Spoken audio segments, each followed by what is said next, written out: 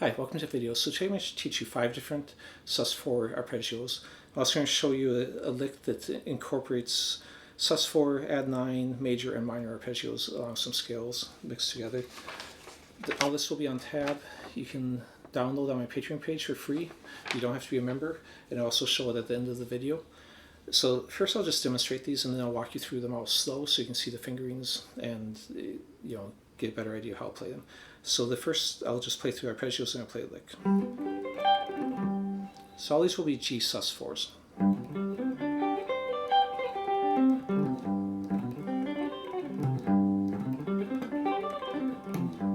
Okay, then the lick.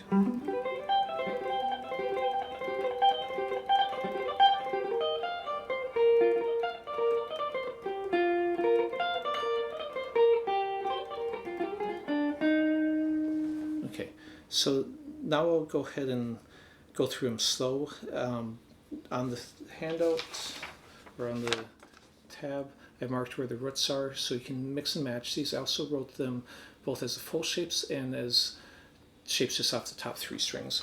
The reason for that, as you saw in the lick, I mostly used ones just off the top strings. When I play arpeggios, I do that way more, that I will just use single octave or small pieces of the arpeggios, not huge shapes. Because then, for example, if I use something like this, I can then mix it right into my improvising if I want to go to a shape like this. Same thing. I can blend in between my arpeggios and scales much more easily than if I'm doing something that's a big shape that covers a bunch of the neck. So everything will be in tab except for what I just played because I was improvising that. Let me go ahead and play through the arpeggios now. So the first one I'm going to play is this one. I basically, reaching forward for the fourth on it. The formula for Sus4s is 1, 4, and 5 from the scale. You can reach down. I did a previous video up in that corner. I'll put a link where I showed fingerings mostly from the 1, 4, 5, and also on that one I showed flat 5 and sharp 4 versions.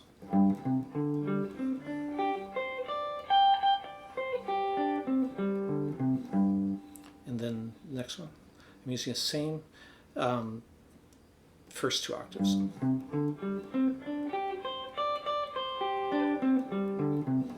then, and let me point out on that first one, when I got up to this part, I'm using a second finger and then jumping forward to third, first, pinky, and that's written on the tab.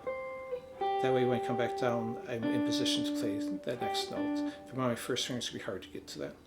And this next one that I'm doing here, I'm just rolling, kind of doing the same fingering, but I'm rolling on this finger instead of coming forward for that note. And then the next one. This one I'm rolling across 3, so instead of reaching forward for this note, I'm going down. And last one. It's kind of the same sort of shape. Now, if I broke these down into the smaller shapes, then basically what I have is this. I have this one. And since these are Sus4s, they can be put over any of the modes in the key other than the Lydian because it has a sharp 4 or the low Korean because it has a flat 5. But any of the other 5 major or minors, you can put these over. Then this one that stretches out, this one, which doesn't start on the root in this case. I'm starting on the 4th, which should be a first inversion because it's the first notes if you stack the arpeggio past the root. This one also was a second inversion. It's starting on the 5 instead of the, if you think 1, 4, 5. So root, first inversion, second inversion. That's okay to do inversions. That's a good thing. It gives more variety and you're playing in more options. Okay, the one I didn't show with bass notes was this one, which I used in the lick. Because usually I won't play that one necessarily with bass notes, but you could, if you wanted to tack on that bass one from, or you could even tack on the other one from the other. So you could tack on either of those if you wanted to make a 2 or 3 octave arpeggio of it. I'm going to go and play the lick slower now. So I start off with that same arpeggio, then I'm going to go in C major at this point. What I'm doing, the rest of this is in the key of C minor or E flat major, but this part's the major. Then I switch and use the note that's in common between the major arpeggio that I'm playing now, this G note, and the minor C minor arpeggio. The root on both of them are right here. After going down 2 times, I use that note in common to switch to, now I'm thinking this is the root G sus4. Then I'm going to go down this little piece that's first inversion from this E flat major shape. And then I'm going to come up this shape, which here's a B flat major. I'm just adding this 2 or 9, so it's a B flat add 9. And then I'm going to come down this, which is a B flat sus4. And I add the third, making it just a B flat major. Now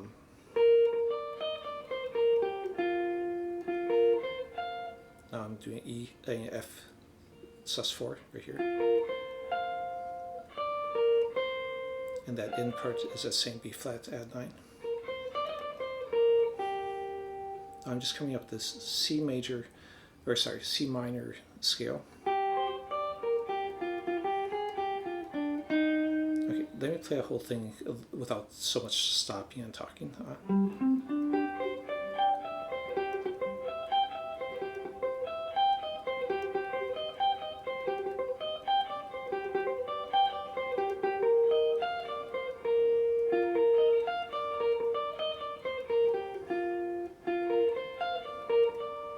Sorry, I started to do something else there. I just wrote this last night, so sometimes I forget which version I wrote down. Okay, so let me go and show you this on the tab. So I've got the first 4 fingerings here, and then the 5th fingering was that one right here. I showed just on the first 3 strings, and so you could add in the bass notes if you wanted to. And then the lick starts down here. As you can see, I marked the arpeggios in there. Again, I think all the arpeggio changes use a common note. So if it's the end of one, and write the next arpeggio shape, like down here, that 13 would actually be in both arpeggios. Okay, so if you liked the video, please click like, subscribe if you haven't, leave a comment. Again, you can download that on my Patreon page. The link will be in the description of the video. And thanks for watching.